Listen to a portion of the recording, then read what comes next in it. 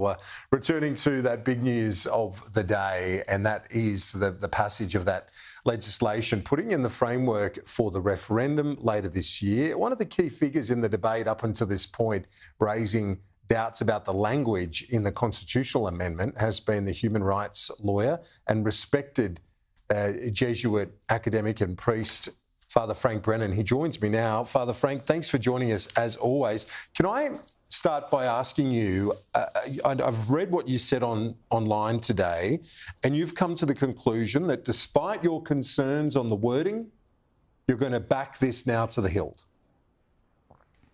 Absolutely, Kieran. We've had a process where for the first time the public and the Parliament was able to participate in discussion about the wording. Yes, I'm one who thought the wording wasn't perfect and I thought it could be improved, but Parliament has now spoken.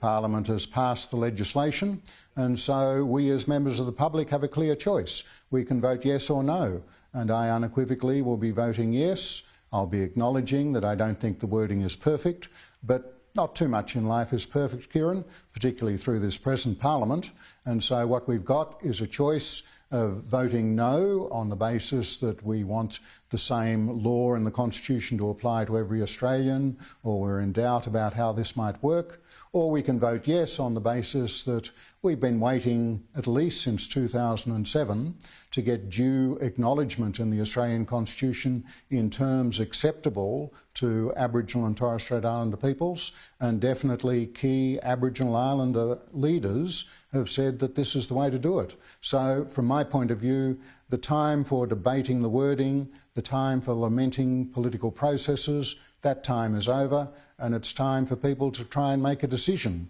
in good conscience whether they'll vote yes or no. And for me, it's a clear yes.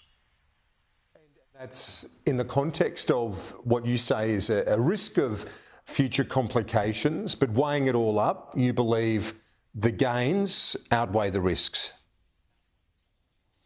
I do. I think that the wording does put lead in the saddlebags of the yes case, because I think that there are some doubts there, and it definitely gives extra ammunition to the no case.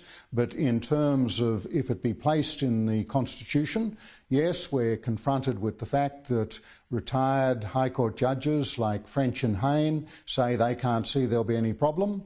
Others like Callanan and the very respected late David Jackson, who was a leading constitutional silk, said that there would be problems. Well, we won't know until these matters are brought before the High Court. And basically what I'm saying is that I'm not voting yes on the basis that I think French and Hayne are necessarily right, or that Callanan and Jackson are necessarily wrong. I'm voting yes on the basis that, look, there may be some problems down the track once the High Court gets hold of this, but I think on balance it's far better now to run with this, in that we as a country have been waiting a long time in order to get due constitutional acknowledgement, and I think this now is the only thing on offer, and this is the way to go. And the other point that you've made, if you can elaborate on it, with that constitutional recognition, crucially, it comes in the form that has been approved by, as you put it, a broad cross-section of Indigenous leaders. It has. I mean, it has to be acknowledged that, as some of the no campaigners say, that the 21-member Indigenous group was hand-picked by government. And I must say, over the last week, I've been on Palm Island, one of the largest Aboriginal communities in Australia. I spoke at a large public meeting in Townsville, which has a high Indigenous population, and I've also been speaking in Brisbane. And I know that there are still people who have doubts and confusions, but that's what the next few months' campaign is about. And all the polling that we have seems to indicate that, at least in the Indigenous community, there's quite strong support for a voice, whereas it is more split within the Australian community generally. So that's why I say time to put the doubts, the ambiguities, the legal debates behind us, Parliament has now provided this as the set of words, and it's a very clear choice for each of us. And as I say, Kieran, as I go around the country, any audience you meet with, there are those who will vote yes, no matter what the words are. There are those who will vote no, no matter what flash arguments you put up. But it'll be decided by the undecided voters, and some of them want more information, particularly about how it'll work and what will be the scope. So I think that's where a lot of the debate will be. Now, Father Frank, so you've landed in a position not dissimilar to the former Shadow Attorney General Julian Leese there, in that some concerns, but you see the positives outweigh the negatives. Was it a hard decision to make in terms of your own personal deliberation? It's been hard over the last couple of months in that I think, as some would see, when I appeared before the Parliamentary Committee, I being known to be a strong campaigner for Indigenous rights, well, God help us, the key Labor senator who cross-examined me, I was treated almost as if I was a no campaigner. And I think that sort of thing has been quite unfortunate. I think there's a need for a rebuilding of some trust there to see that you can have a legitimate difference of view about what should be the wording in a proposed motion when it's still going through the Parliament. But once that's all done, and once Parliament's voted overwhelmingly in support of a proposition, and that's the only question before you, then clearly it's do you vote yes or you vote no? And I'm a strong yes supporter because I think constitutional recognition in terms sought by Indigenous Australians is what will best enhance us as a nation. Linda Burney today, the Minister for Indigenous Australians, said the political debate ends.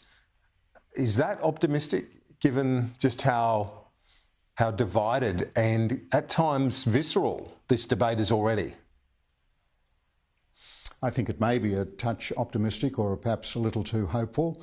It's been one of the reasons why you'll be aware back in November I wrote to the Prime Minister saying that there was a need at that stage to try and set up a parliamentary process to get more buy-in, particularly by the opposition. I thought it was essential to try and get at least a few of the key Liberals on board at that stage. Now, that wasn't done. That means that there will be ongoing politicisation of the issue, but I would hope that particularly those of us who are not in the Parliament and not members of political parties can be putting more directly to those who are going to be voters, look, you've got to make up your mind, yes or no, and let's try and put behind us a lot of the argy-bargy and the failings in the political process, because there were failings on both sides. Yes, would have been much better if Albanese's government had set up a parliamentary process back in January rather than April. Yes, it would have been better if the opposition had waited for the parliamentary process